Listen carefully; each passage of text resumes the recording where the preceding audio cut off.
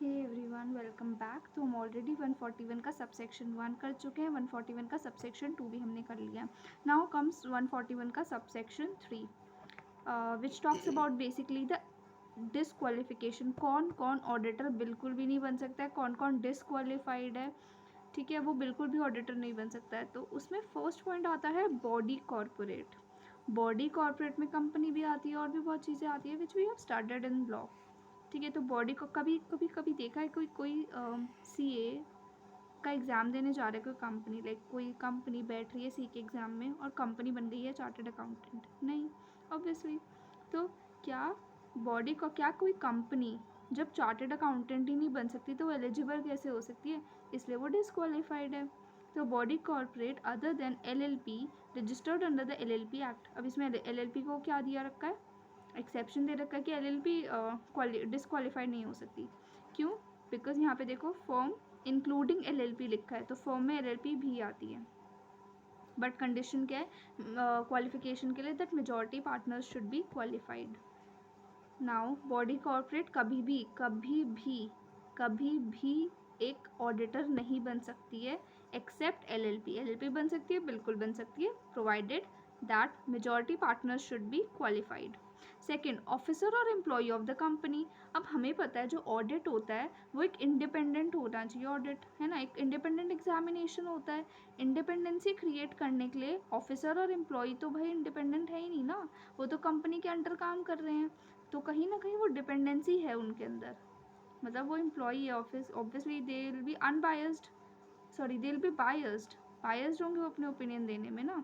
तो that is why उनको भी डिसक्वालीफाई कर दिया गया है। तो बॉडी कॉर्पोरेट डिसक्वालीफाइड है, ऑफिसर और employee of that particular company, like वो उधर चार्टर्ड अकाउंटेंट भी है और वहीं पे उसी कंपनी का वो ऑडिट कर रहा है, तो पॉसिबल ही नहीं है ना, एक अनबायस्ड ओपिनियन कैसे पेश करेगा वो। तो दैट इज़ वाई ऑफिसर और एम्प्लॉय डिसक्वालीफाइड है उसी कंपनी के। Now the third point comes person who is the partner or employee of that particular officer or employee. तो अगर कोई ऑफिसर है, एम्प्लॉई है, जैसे मैंने बोला ये चार्टर्ड अकाउंटेंट है, ये चार्टर्ड अकाउंटेंट उसी कंपनी का एम्प्लॉई है।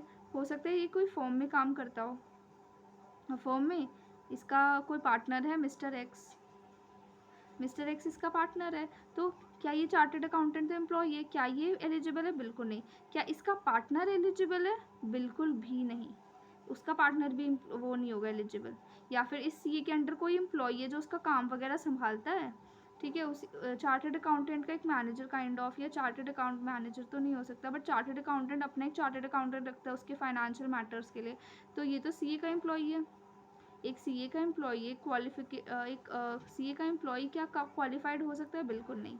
तो a person who is the partner, जो पार्टनर है वो, और पार्टनर का एम्प्लॉय जो है वो भी डिसक्वालिफाइड होंगे ऑफ दैट ऑफिसर और एम्प्लॉय। तो एम्प्लॉय का पार्टनर, एम्प्लॉय का एम्प्लॉय, ऑफिसर का पार्टनर, ऑफिसर का एम्प्लॉय, ये सब डिसक्वालिफाइड है। नेक्स्ट पॉइंट आता है अ पर्सन।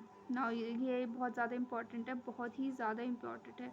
अगर वो पर्सन खुद या उसका कोई रिलेटिव या उसका कोई पार्टनर, पर्सन खुद या उसका रिलेटिव या उसका कोई पार्टनर होल्ड्स एनी सिक्योरिटी और इंटरेस्ट इन द कंपनी। अगर पर्सन खुद 1 रुपये का शेयर होल्ड कर लेना, डिसक्वालीफाइड। रिलेटिव का पढ़ेंगे हम, पार्टनर अगर एक भी शेयर होल्ड कर ले, डिसक्वालीफाइड।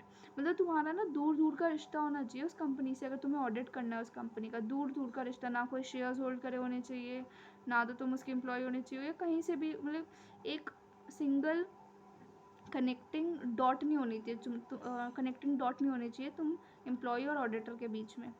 तो वही अ पर्सन और हु और हिज रिलेटिव और पार्टनर, मतलब पर्सन खुद या उसका रिलेटिव या उसका कोई पार्टनर अगर उसी कंपनी में या फिर उसकी सब्सिडरी में, नाउ इम्पॉर्टेंट, या फिर उसकी होल्डिंग में या फिर उसकी एसोसिएट में या फिर सब्सिडरी की भी होल्डिंग कंपनी में, ठीक है, उसकी कोई होल्डिंग कंपनी, उसकी सब्सिडरी।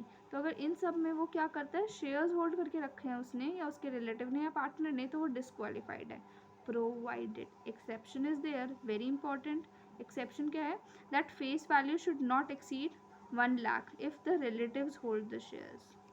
तो अगर पर्सन खुद 1 रुपये के शेयर्स होल्ड करेगा, डिसक्वालीफाइड। उसका कोई पार्टनर 1 रुपये के भी शेयर्स होल्ड करेगा, डिसक्वालीफाइड। बट अगर उसका रिलेटिव 1,00,000 रुपए की फेस वैल्यू से, मार्केट वैल्यू से नहीं, फेस वैल्यू 1,00,000 रुपए से कम होल्ड करता है तो चल जाएगा, बिल्कुल चलेगा। बट 1,00,000 रुपए से एक्सीड हो गए तो, मतलब मेरे भाई ने, मेरे रिलेटिव ने अगर 1,10,000 के शेयर्स जो हैं वो उस कंपनी के ले रखे हैं, क्या मैं ऑडिटर बन सकती हूँ? ऑल्दो मैं चार्टर्ड अकाउंटेंट हूँ, प्रैक्टिसिंग कर रही हूँ, बट अगर उसने 1,05,000 के भी ले रखे हैं ना, तो भी मैं ऑडिटर बन सकती हूँ, provided, again exception, provided that आपको उसे क्या करना है, उसे आपको रेक्टिफाई करना होगा, एक करेक्टिव एक्शन लेना पड़ेगा विद इन 60 डेज। अगर मैं अपने भाई को मना लेती हूँ विद इन 60 डेज की भाई ये जो 5-6 साल के शेयर्स हैं जो एक्सीड कर रहे हैं लिमिट को, उसको बेच दे, तो उसके पास अब कितने हो जाएंगे? 5,000 बेच दिए तो 1,00,000 हो जाएंगे। 1,00,000 के शेयर्स होल्ड कर सकता है वो मेरा भाई, बिल्कुल कर सकता है, क्योंकि एक्सीड नहीं करनी चाहिए, 1,00,000 तक चलेगा। 1,00,000 से एक्सीड किया, डिस्क्वालीफाइड।